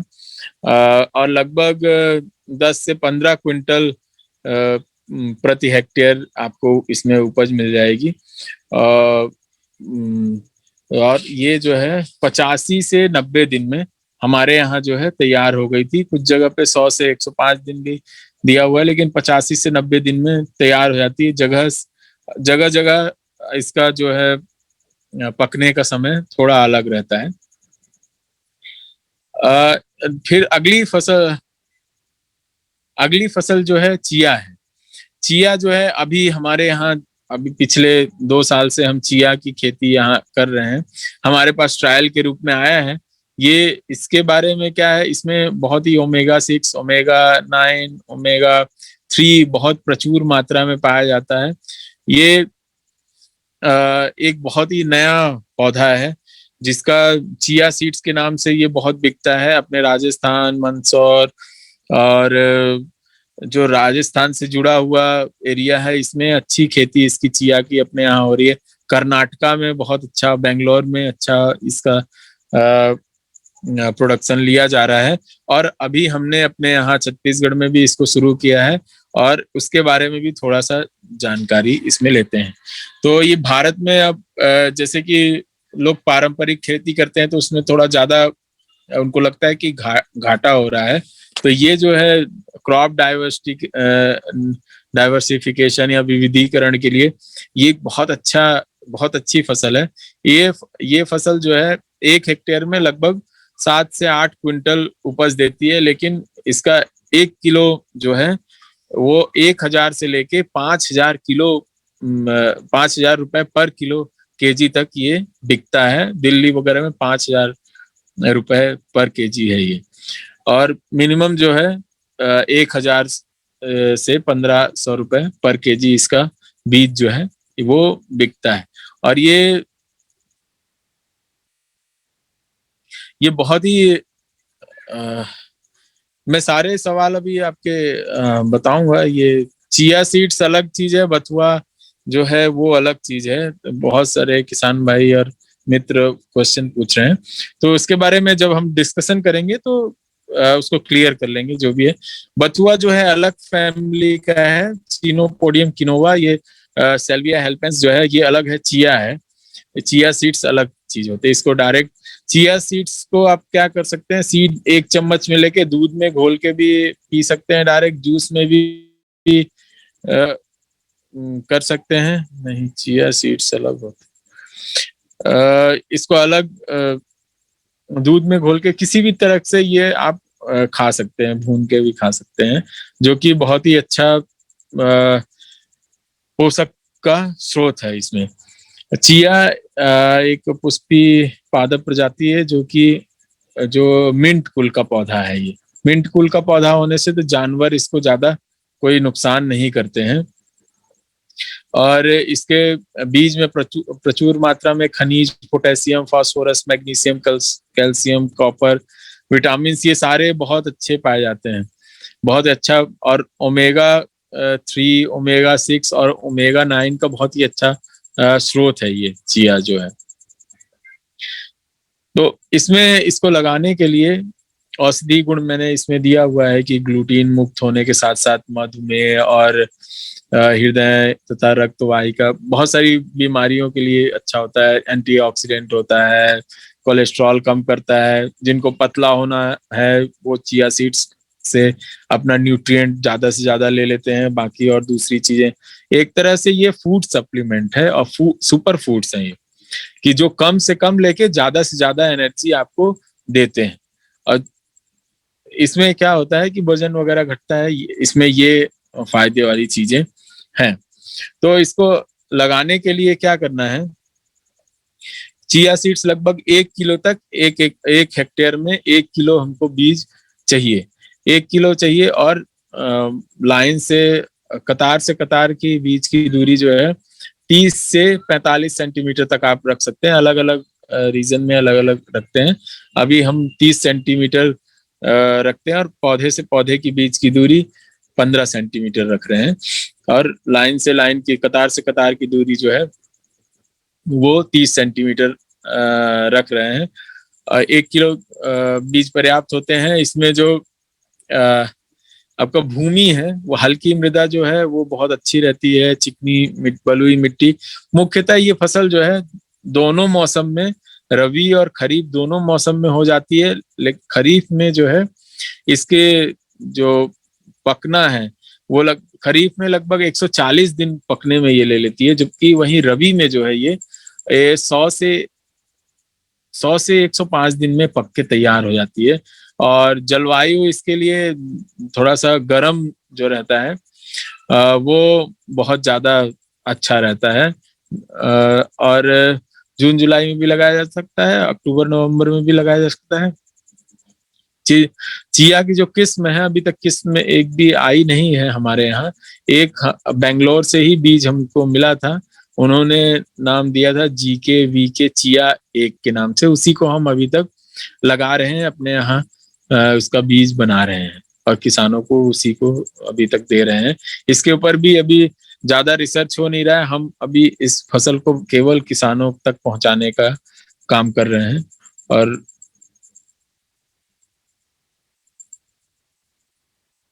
भूमि की तैयारी जो है सिंपल, जैसे 2-3 प्लॉइंग करके, जुताई करके और पाटा लगा के, लाइन बना के, और बुआई 30 सेंटीमीटर की दूरी में कर देते हैं। बाद में बीज बहुत छोटे होते हैं, इसलिए बालू के साथ मिला के इसकी बुआई की जा सकती है।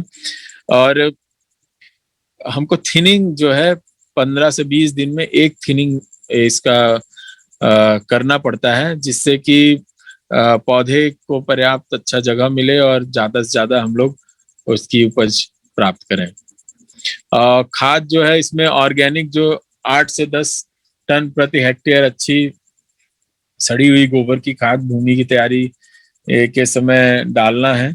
और इसमें 40 kilo nitrogen, 20 kilo phosphorus, 20 kilo potash और 20 किलो जो है सल्फर देने से ये बहुत अच्छा उपज देता है।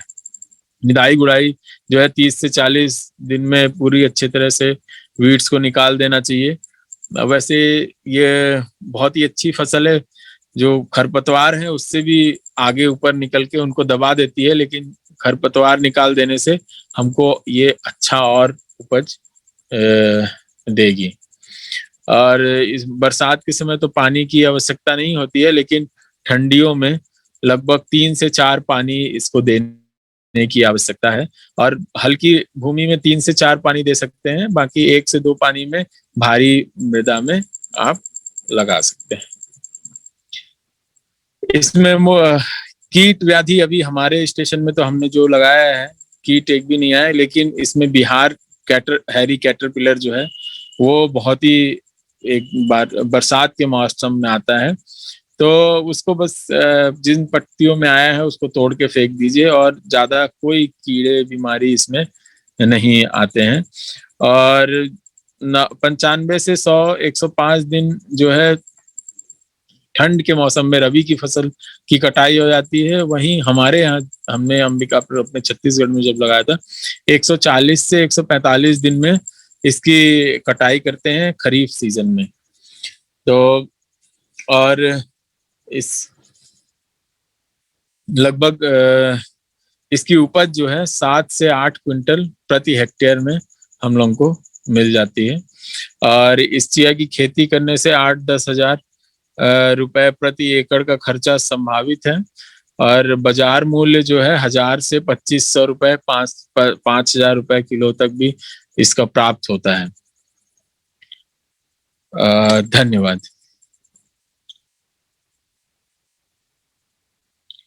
जी। तो मुझे आशा है कि किसान भाइयों अपने ककोड़ा और ये जो और फसलें हैं उसके बारे में जाना होगा। बहुत सारी चीजें एक साथ आ जाने से हम एक बहुत अच्छा फोकस थोड़ा सा कम हो जाता है। तो मैं सभी से आग्रह करता हूँ, अगर उनके मन में जो डाउट हो तो मैं कोशिश करूंगा कि उनका निदान हो सके और हम एक अच्छी चर्चा कर सके, ताकि हम इसको और आगे बढ़ा सकते हैं जो क्षमतावान फसल है। हाँ जी, बहुत धन्यवाद सर। अभी जो समय बचा है हमारे पास, हम ये कोशिश करेंगे कि जो भी सवाल आपकी चर्चा के दौरान इस टॉपिक पे आए हैं, उसको आपके पास रख सकें और जो भी सजेशन हो आपका उस रिगार्डिंग एक सॉल्यूशन ले सकें। तो पंकज भाई, आपसे एक अनुरोध है, आप या योगेश्वरी प्यासी सर, आप जो है चैट बॉक्स में से सवाल उठा के इन्हें दे सकें।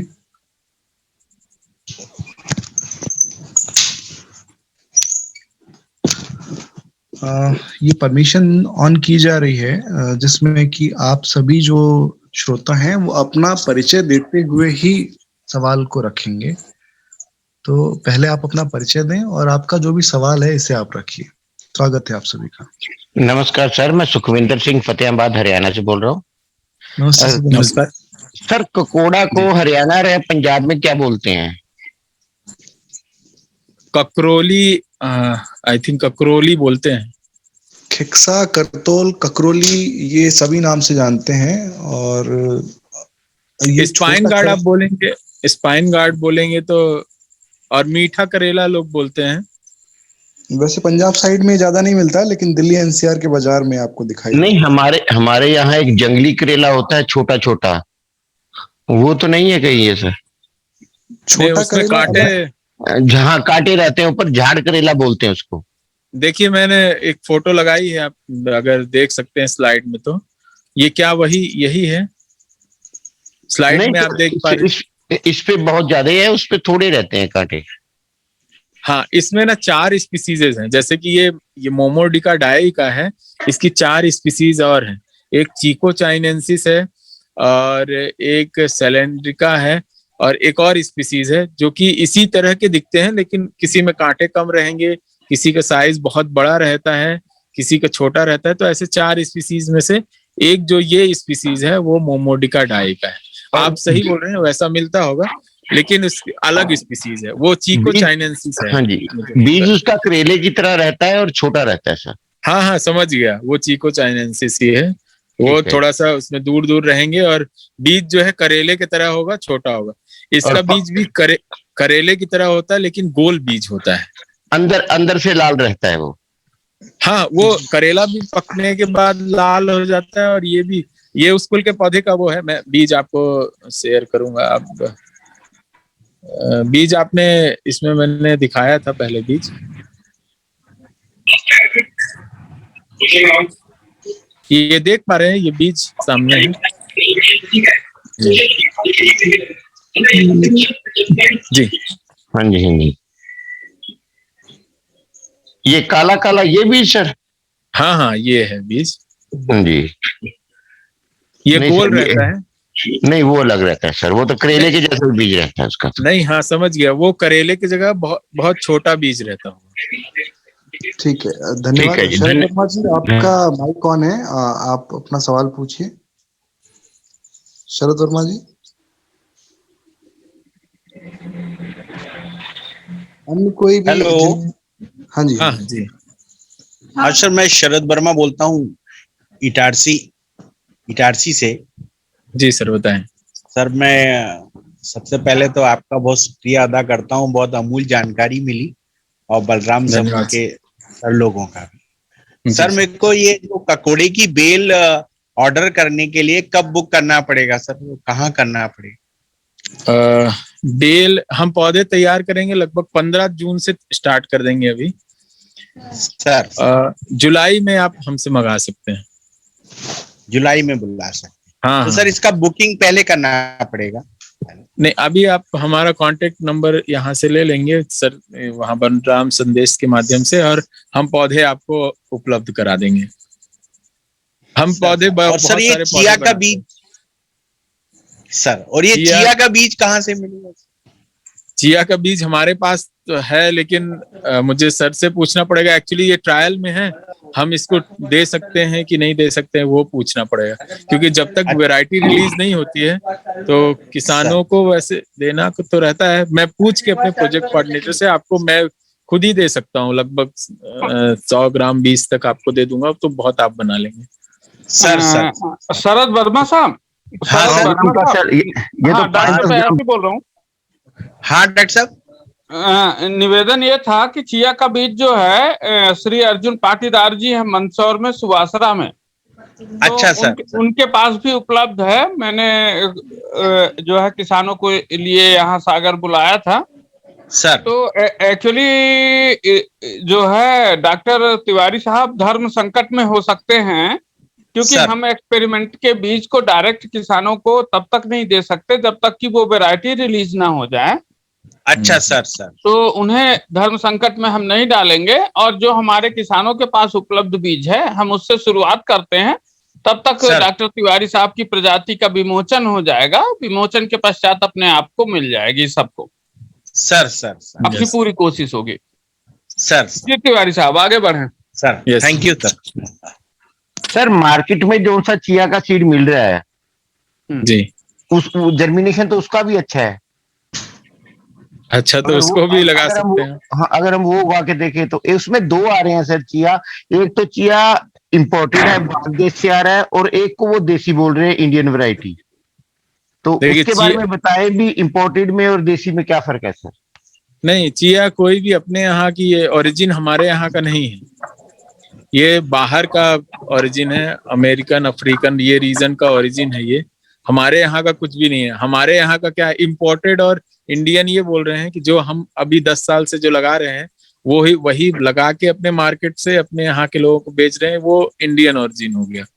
और जो बाहर से आ रहा है, जो लोग अलग से पैकिंग में बेच रहे होंगे अलग अलग ब्रांड के नाम से, तो वो बाहर का है, वैसा चिया है। तो इनमें क्या होता है कि सबके स्टैंडर्ड रहते हैं कि इसमें इतना प्रोटीन मिनरल जो भी है सारे दिए रहते हैं, तो सबको पास करके फिर उनको मार्केट में लाया जाता है। तो उसके कारण थोड़ा सा इसमें दो डिफरेंट चीजें हो सकती हैं। पिछले साल हमारे यहाँ एक तो 700 रुपए किलो में मिल रहा था और एक 1200 रुपए किलो में मिल रहा था। इसमें एक ब्लैक ज्यादा था और एक में ब्लैक एंड व्हाइट दो कलर थे सर।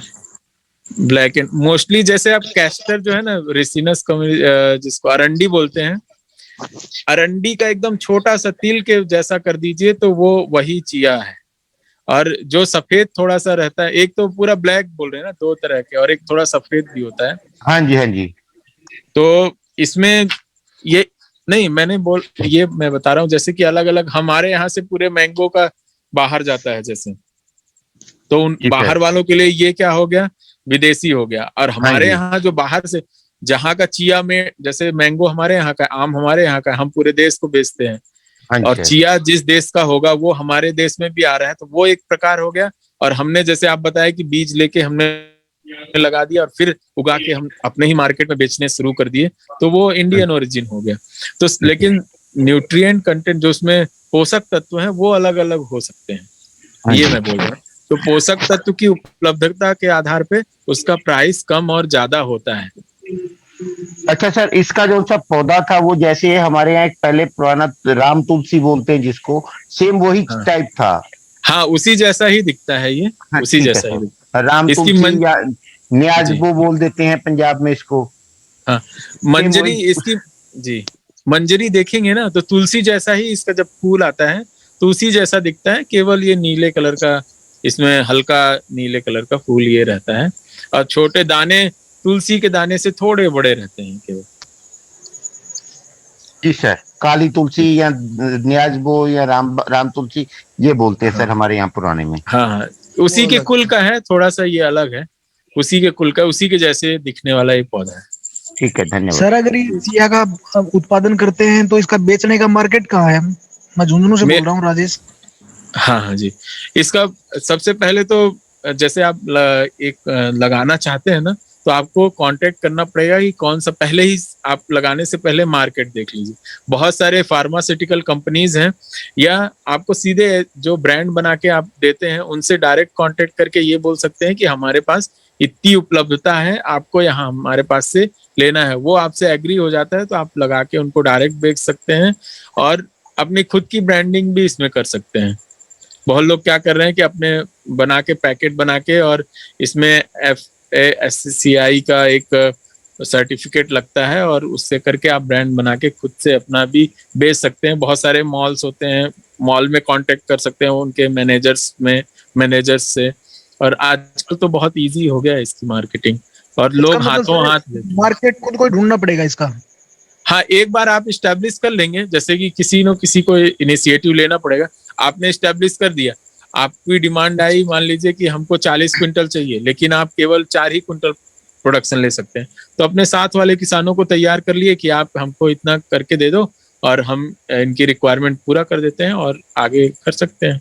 एक बार अपना खुद इस्टेब्लिश करना पड़ेगा। जब इसकी और जागरूकता बढ़ते जाएगी, और जैसे कि धान गेहूं के लिए हमको पूछना नहीं पड़ता है, या जो इसेंशियल, ये तो एकदम साथ में जुड़ी हुई चीजें हो गई। आजकल चिया सीड्स का भी बहुत, पहले कहाँ से 2-3 साल पहले पीछे ही जाइए, कोई नहीं जानता था। तो धीरे धीरे अब क्या है, हम अपना, अच्छी चीज है कि ये हमको अपॉर्चुनिटी दे रही है, हम खुद ही एक अच्छा ब्रांड बना के आगे बढ़ सकते हैं। एक प्रोफाइल है सर KJ123, इनका एक सवाल है। इनको ककोड़ा पे काम करते हैं 12 साल हो गए हैं, और ये बेल की कटिंग तैयार करके प्लांट लगाते हैं। अरे वाह, कहाँ से है वो? ये इन्होंने अपनी प्रोफाइल क्लियर नहीं लिखी है। अच्छा। और अगले साल कंद में, लेकिन सर मैं नरसिंहपुर से हूँ सर। जी, हेलो, नाम और झारखंड जमशेदपुर से आप? जी सर, मैं नरसिंहपुर झारखंड से। आपकी आवाज नहीं क्लियर नहीं। नरसिंहपुर से हैं। अच्छा, नरसिंहपुर से, जी सर। हाँ जी सर, और मेरे को इस पे 12 साल हुए सर काम करते हुए ककोड़ा पर। हाँ हाँ जी।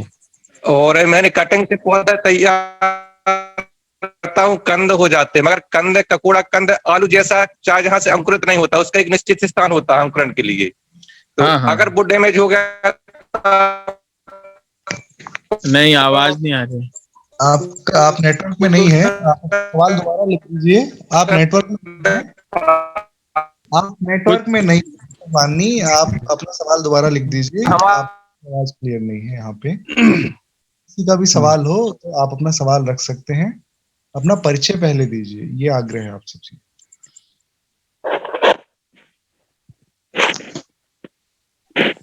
हेलो जी का सवाल, राजगिरा की थ्रेशिंग आप कैसे कर सकते हैं, ये सबसे बड़ी समस्या आती है।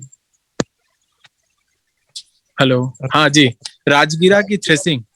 जी जी, वो तो बहुत ही सिंपल है। राजगिरा जैसे कि 120-130 दिन में, 40 दिन में पक के तैयार हो जाता है।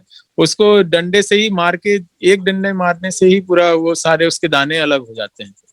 उतना थोड़ा सा इसमें सेटरिंग की भी, ज्यादा दिन के हो जाने से सेटरिंग की प्रॉब्लम होती है। तो जैसे आप अरहर की थ्रेसिंग करते हैं, उसी प्रकार इसकी भी थ्रेसिंग कर सकते हैं। और कुछ पैडल थ्रेसर आते हैं, उसको पैर से चलाते हैं, जैसे धान निकालने के लिए, उस थ्रेसर से भी हम इसको उपयोग करके थ्रेसिंग कर सकते हैं। पैडल थ्रेसर से बहुत ही जल्दी आसानी से हो जाता है। इवन आप सारा एक साथ रख के ट्रैक्टर चला के और कर सकते हैं थ्रेसिंग। बहुत जल्दी से, आसानी से थ्रेसिंग हो जाती है। राजस्थान में किन जिलों में सर इसकी खेती की जा रही है? इतना तो मुझे पूरी जानकारी नहीं है, लेकिन जहां तक मुझे राजस्थान का मैं जानता हूँ, उसमें जैसलमेर है उसमें, और एक हमारा मंडोर जो है हमारा, वहाँ रिसर्च स्टेशन है, वहाँ लगा रहे हैं। और बहुत सारे राजस्थान के जिलों के बारे में तो मुझे नहीं, कोटा में कुछ जगह पे है। आप में से जिनका भी कोई सवाल हो वो अपना सवाल रखें, क्योंकि अभी ये परिचर्चा समाप्ति की कगार पर है। अपना परिचय जरूर दीजिए। सर नमस्कार। नमस्कार। नमस्कार सर। हेलो। हाँ जी सर जी। बड़ौदा जिले से। सर मैंने अभी एक चीज लगाया था, वो ये वैरायटी है, तो इसको मैं अभी रबी सीजन में लगाना चाहता हूँ। हाँ तो चिया। ये अभी लगा सकता हूँ क्या मैं? चिया को मैं किनोवा भी लगा। हेलो। हाँ किनोवा क्या बोल रहे चिया। हैं, नहीं समझ पा रहा हूँ। जी हाँ जी, चिया। चिया और किनोवा को चिया क्या? लगाया हाँ था मैंने चिया अभी रबी हाँ सीजन में। हाँ हाँ तो जी। ये बीज मैं खरीफ में लगा सकता हूँ क्या? हाँ हाँ खरीफ में लगा सकते हैं। इसी बीज में? तो खरीफ में लगा इसकी दीजिए, ड्यूरेशन क्या है खरीफ में? लेकिन आप खरीफ में इसको ना अगस्त लास्ट में लगाइएगा। हेलो। अगस्त लास्ट में? हाँ उससे क्या होता है, अगर हाँ जी जुलाई में आप लगा देंगे तो ये पौधे लगभग 2-2.5 मीटर के जी। हो जाते हैं और गिरने लगते हैं। पानी बहुत बरसता है और ये जो है जो लाइट के प्रति सेंसिटिव अच्छा। है, इसलिए जुलाई शुरू में ना लगा के अगस्त लास्ट सितंबर फर्स्ट वीक में लगाइएगा, तो पौधे छोटे ही रहेंगे। सर फिर ये और कटाई कब होगी सर? कटाई आपकी नवंबर में हो जाएगी। नवंबर में हो जाएगी? हाँ नवंबर में हो जाएगी, फिर से उसको और सर लगा सकते किनोवा भी लगा सकते हैं क्या अभी अपन हैं। नहीं खरीफ में? किनोवा नहीं लगा सकते हैं उसको। हालांकि रबी में तो जर्मिनेशन लगाता के हूँ लिए मैं। अच्छा, किनोवा को जर्मिनेशन के लिए थोड़ा सा कम टेम्परेचर चाहिए रहता है, लगभग 15-20 डिग्री से 18 से अच्छा 20 डिग्री सेल्सियस। इसलिए किनोवा जो है, जैसे कि ओके बथुआ तभी उगता है जब आपका गेहूं लगाते हैं, बाकी समय जी। नहीं उगता है। तो कम टेम्परेचर जब रहता है तभी ये उगेगा, तो 18 से 20 डिग्री सेल्सियस मृदा का तापमान रहना चाहिए। तो आप ठंडियों में इसको लगाइए, अभी नहीं लगा सकते। उगेगा, उग सकता है, लेकिन बस ये है कि बहुत ज्यादा इसका ड्यूरेशन हो जाएगा, लंबा हो जाएगा, और इसमें फूल तभी बनेगा जब टेम्परेचर जो है इसको कम मिलेगा। जी शॉर्ट भैया जी डेथ ना हो। आपका नंबर मिलेगा भैया जी? हाँ हाँ जी, मेरा नंबर बोलिए। लिख लीजिए। हाँ जी। 8839 8839 55 55 69 69 57। 57। जी और सर जितेंद्र। जो ये बोल रहे थे भी, ये खेती कर रहे हैं, इनका नंबर सर? ये बसंत तो मैंने वर्मा जी का। हाँ जी बसंत मैं वर्मा जी। वसंत हरदा बोल रहा हूँ। सर आप मैसेज आप आप ग्रुप में डाल दें, सबके नंबर मेरा मिल नंबर जाएंगे। आप ये अपना जी मैसेज जी ग्रुप में डाल दें। ओके। मेरा नंबर वैभव जी थोड़ा गलत लिखा हुआ है। 8839556957।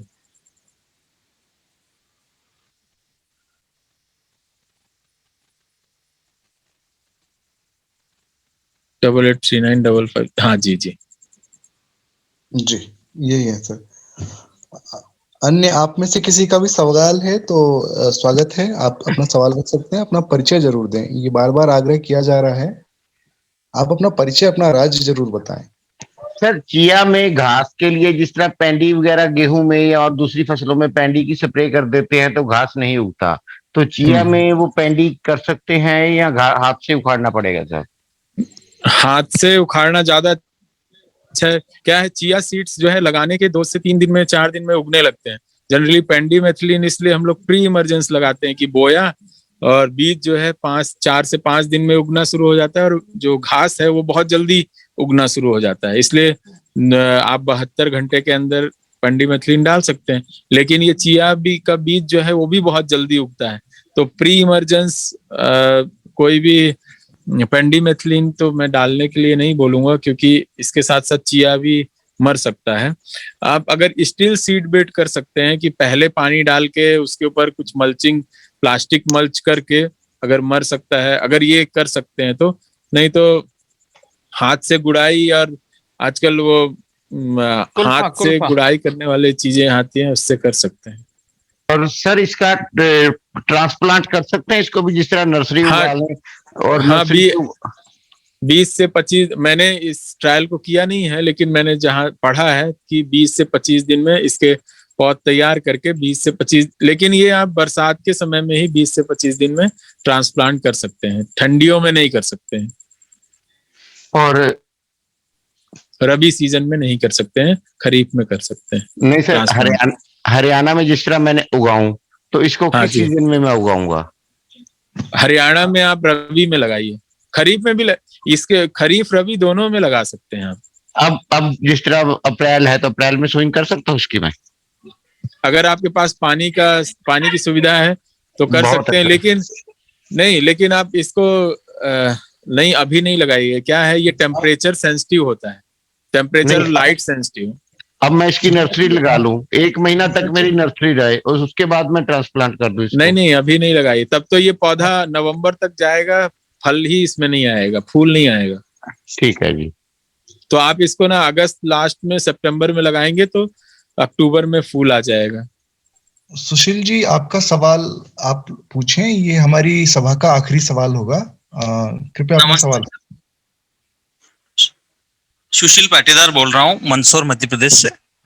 जी मेरा सवाल था, किनोवा के ऊपर पॉलिश कर उसको प्रोसेसिंग करना पड़ता है, उसके ऊपर एक पॉलिश होती है, उसको हटाना पड़ता है, इसके लिए कोई मशीनरी अवेलेबल है? हम एक सबमिट में गए थे अभी NBPGR में, तो उन्होंने इसके बारे में तो मुझे ज्यादा जानकारी नहीं है कि पॉलिशिंग और ये सब कैसे करते हैं, प्रोसेसिंग का मुझे उतना आइडिया नहीं है, बस लगाने सर मैं कुछ रोकना चाहूंगा। ये किनोवा की जो प्रोसेसिंग का पूछ रहे हैं, ये जो धान निकालने वाली आती है ना मिल, हाँ वो पल्वराइज उसमें निकल जाता है। हाँ, ये जो सेपोनिन की एक लेयर होती है, उसका भी बहुत अच्छा उपयोग होता है। वो उसमें वो चीज है, टॉक्सिक सब्सटेंस है किनोवा में, सेपोनिन का।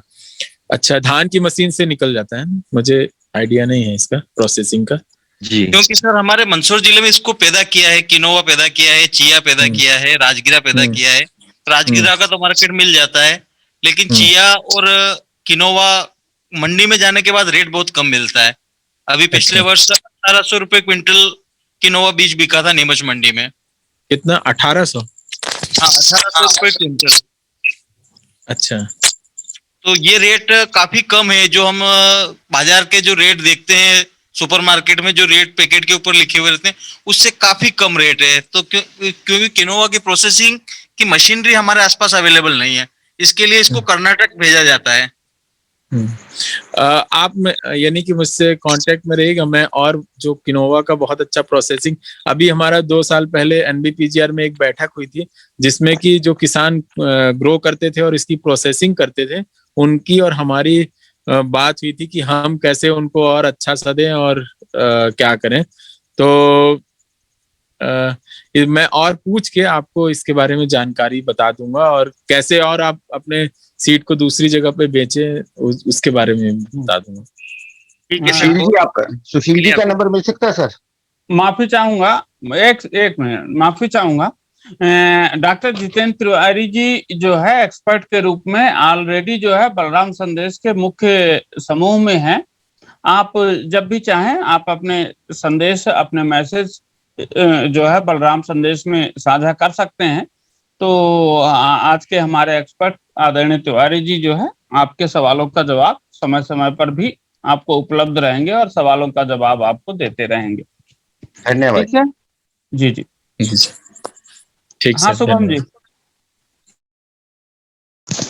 जी धन्यवाद सर, बहुत बहुत आभार आप सभी का इस पर चर्चा को सफल बनाने के लिए।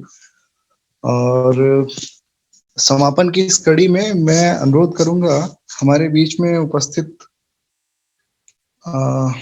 इस लिस्ट में जो हमें देख पा रहे हैं डॉक्टर देवेंद्र प्यासी सर से कि आप जो हैं ये आज की जो चर्चा हुई है इसका एक सार दे सकें और सर का धन्यवाद ज्ञापित कर सकें। स्वागत है सर।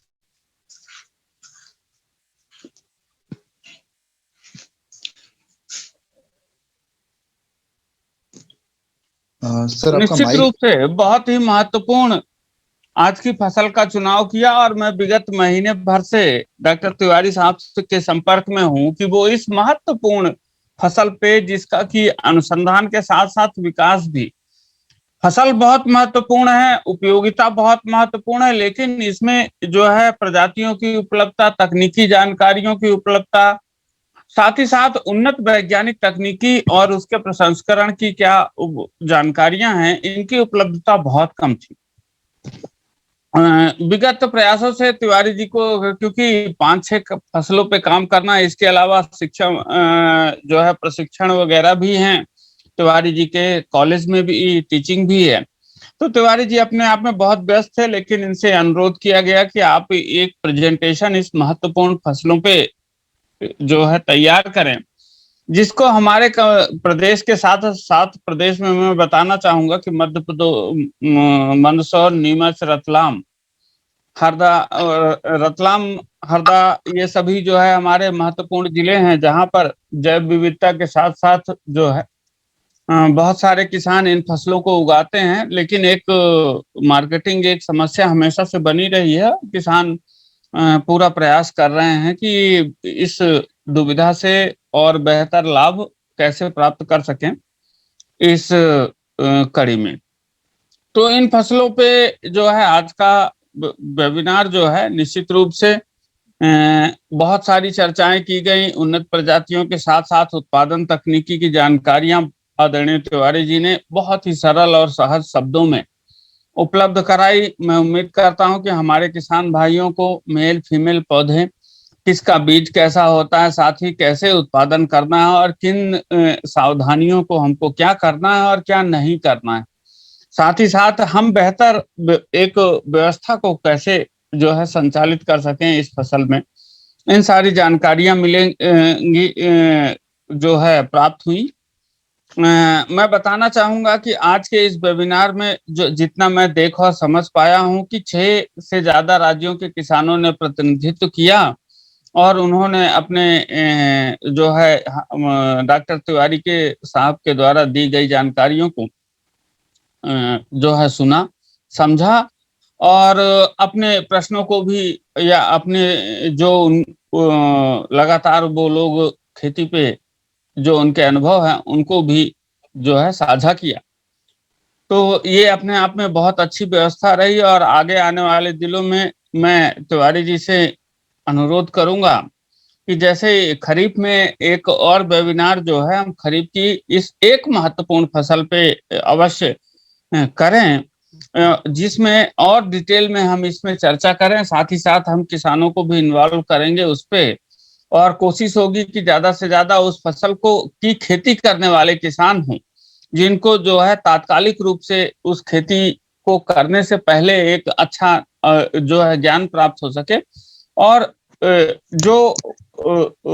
जो है जिसकी जो है पूर्ति कर वो अपनी खेती को और बेहतर बना सकें। तो ककोड़ा एक महत्वपूर्ण फसल होगी आने वाले समय में, जो हमारी अभी शुरू होगी जून जुलाई में। तो खेक्सा या ककोड़ा पे हम एक और वेबिनार जो है तिवारी साहब से आग्रह करेंगे। ठीक है, तो आज की समरी ये रही, बहुत ही अच्छा वेबिनार हुआ। 67 किसानों ने अपनी सहभागी, वैज्ञानिकों एवं किसानों ने भी सहभागिता सुनिश्चित की। हमारे साथ हमारे कृषि विज्ञान केंद्रों के वैज्ञानिक, जवाहरलाल नेहरू कृषि विश्वविद्यालय के वैज्ञानिक के साथ साथ हमारे प्रमुख किसान जो बलराम संदेश से विगत कई सालों से जुड़े हुए हैं। तो सब लोगों ने अपनी सहभागिता सुनिश्चित की। आपका धन्यवाद।